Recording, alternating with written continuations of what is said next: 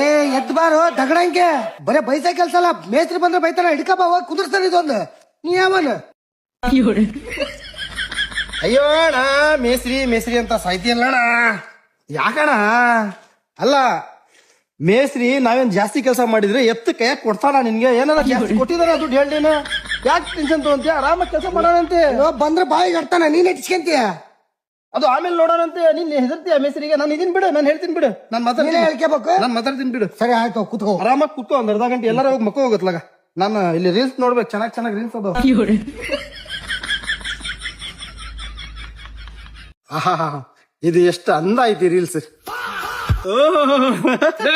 Reels ನೋಡ್ಕೊಂಡ್ ಕುತ್ಕೊಂಡಿದ್ರೆ ಕೆಲ್ಸ ನಿಮ್ಮ ಅಪ್ಪ ಮಾಡ್ತಾನ? ಮಿಸ್ತ್ರಿ ಕೆಲಸ ಮಾಡ್ಬೇಕಂತಾನೆ ಇದ್ದೆ. ಅವನು ಜಂಗ್ಲಿ ಏನ್ ಹೇಳ್ದ ಗೊತ್ತಾ?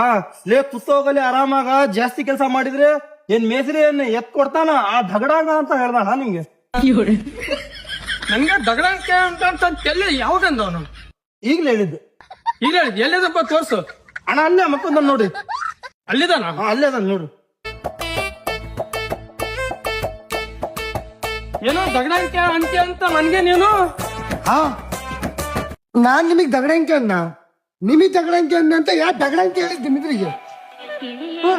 ಅಲ್ಲೇ ಇದ್ದಲ್ಲಪ್ಪ.